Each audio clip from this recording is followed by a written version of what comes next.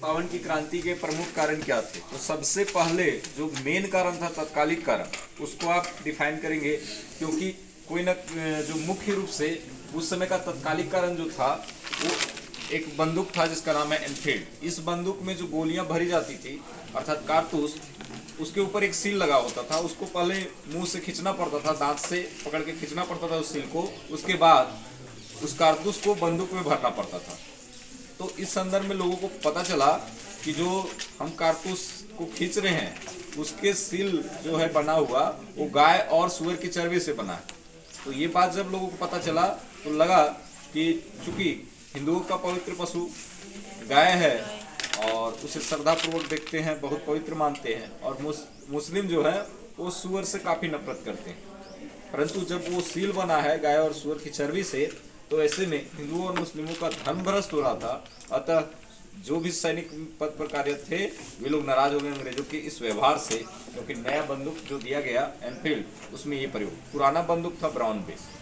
इसके अलावा एक और बात समाज में प्रचलित था कि जो आटे खा रहे हैं उसमें गाय और सुअर की हड्डी पीस कर मिलाया जा रहा है अंग्रेजों को। तो ये तत्कालिक कारण था। उसके अलावा राजनीतिक कारण में देखें तो राजनीतिक कारण में देखते हैं कि हड़प नीति, डलहौजी ने हड़प नीति अपनाया था, जिसके तहत उसने अलग अलग क्षेत्रों को अपने कब्जा कर लिया था। हड़प नीति या व्यापकता का सिद्धांत भी बोल सकते हैं।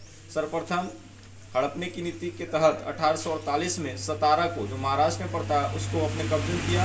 1850 में जैतपुर संबलपुर को, 1850 में बघाट को, 1852 में उदयपुर, इसी प्रकार 1853 में कुशासन का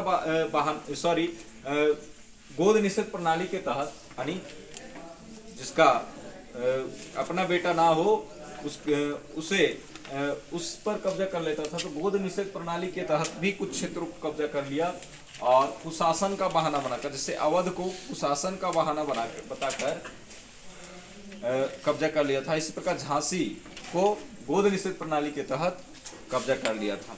तो ये हड़प नीति को अपनाते हुए, गोद निषेध प्रणाली को अपनाते हुए और कुशासन का बहाना बनाकर अलग अलग राज्यों को जीता। इसके अलावा नाना साहब को पेंशन भी मिलता था अंग्रेजों द्वारा, उसे भी रोक लगा दिया था डलहौजी ने। तो इन कारणों से 1857 के विद्रोह काफी जोर मिला और ये लोग भी, जो राजा थे पहले के, जो राजा थे उनके राज को हड़प लिए जाने के कारण वे भी विद्रोह में कूद पड़े, 1857 के विद्रोह में कूद पड़े। अगला समझते हैं आर्थिक कारण। तो आर्थिक कारण में देखेंगे कि भारत का जो भी कच्चा माल था उसको लेते जा रहे थे इंग्लैंड, और वहां से मशीनों से पक्के सामान बनाकर भारत में बेच रहे थे। चाहे जो भी कपड़े हैं या फिर जो भी चीजें हैं उसे भारत में बेच रहे थे, जिससे लोग उनके मशीनों द्वारा निर्मित सामग्री की ओर अट्रैक्ट ज्यादा हो रहे थे और उनके ही सामान खरीद रहे थे। भारतीय द्वारा निर्मित हाथ से जो सामान थे, हथकरघा उद्योग जो था, लघु उद्योग जो था, कुटीर उद्योग, जो छोटे मोटे उद्योग थे जो हाथों से अपने हाथों से सामान बनाते थे, वो उतना अट्रैक्टिव नहीं बन पाता था, उतना खूबसूरत नहीं बन पाता था, उतना टिकाऊ नहीं बन पाता था और इसका कॉस्ट ज्यादा हो जाता था। इसलिए भारतीय सामान को लोग नहीं खरीदते, बल्कि अंग्रेजों द्वारा जो बिक्री किया जाता था उसी सामान को खरीदते थे। तो जिससे दिन प्रतिदिन भारत का पैसा इंग्लैंड की ओर जा रहा था। तो इस कारण से आप देख सकते हैं कि आर्थिक रूप से भारत कमजोर हो रहा था, जिस वजह से भारत के तमाम वर्ग के लोग विद्रोह में कूद पड़े। तो आर्थिक कारण। अगला देखते हैं सामाजिक कारण। तो समाज में ऐसे ऐसे प्रथा थे भारत में जो चल रहे थे, उसे अंग्रेजों ने रोक लगा दिया। जैसे सती प्रथा चल रहा था, किसी पुरुष की मृत्यु के बाद साथ में स्त्री को जला दिया जाता था। ये अच्छा चीज नहीं था, लेकिन चल रहा था भारत में। इस पर लॉर्ड विलियम बेंटिक ने, जो गवर्नर जनरल था, उसने रोक लगा दिया 1829 में, और इसे सपोर्ट राजा राम मोहन राय ने भी किया सती प्रथा पर रोक लगाने के लिए।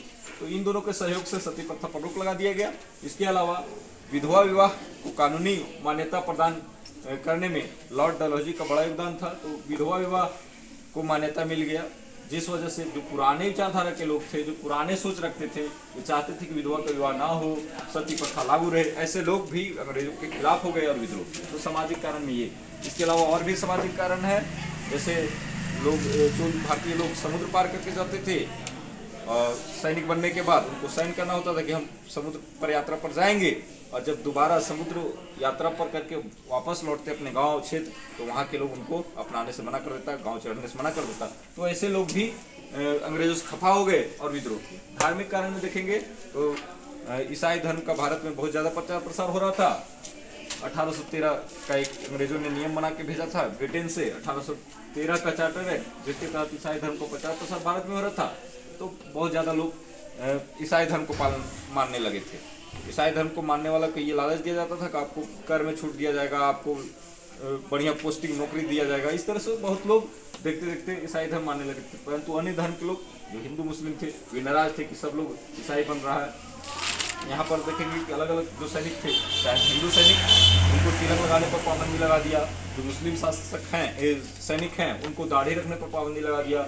वहीं पर सिख सैनिक को पगड़ी बांधने पर पाबंदी लगा दिया। तो ये कहीं ना कहीं धार्मिक के साथ उनके धार्मिक भेदभाव किया गया, उनके साथ धार्मिकता का हनन किया गया, जिस वजह से अलग अलग धर्म के सैनिक भी विद्रोह किए। तो आप चाहे तो इसे सैनिक कारण में भी डाल सकते हो, लेकिन ये ज्यादा धार्मिक है, इसलिए धार्मिक बिल्कुल नहीं।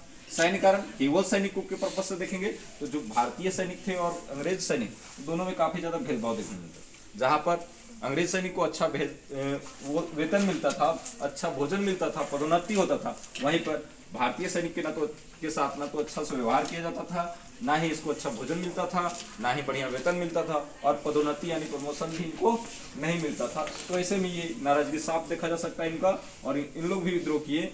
इसके अलावा इनको भारतीय सैनिकों को कहीं भी अगर मैसेज भेजना होता था तो डाक टिकट के रूप में 2 पैसे का शुल्क लगाना पड़ता था, तो जिस कारण से भारतीय सैनिक नाराज हो गए। अब समझते हैं विद्रोह शुरू होने के बाद, यानी 1857 के विद्रोह शुरू होने के बाद भारतीय सैनिक क्या क्या किए। तो सबसे पहले 10 मई 1857 को मेरठ से विद्रोह शुरू हुआ, और यहाँ से मेरठ से पैदल सैनिक निकले और क्या किए, जितने भी रास्ते में शस्त्रागार आए, जहाँ शस्त्र रखे हुए थे, उसको पूरा कब्जा कर लिया, अपने ले लिए। इसके अलावा अंग्रेजों के जितने बंगला नजर आए, चाहे अंग्रेज नजर आए, चाहे अंग्रेजों का बिल्डिंग नजर आए, उसको जलावला दिया। जितने भी अंग्रेजों द्वारा संचालित ऑफिस थे, जेल थे, अदालत थे, डाकखाने थे, रिकॉर्ड वगैरह सारा लूटपाट कर लिया और आगे चलते बना। लूटपाट करते, लोगों को मारते, बिल्डिंग जलाते, शस्त्रागार पर कब्जा करते हुए आगे बढ़ गए।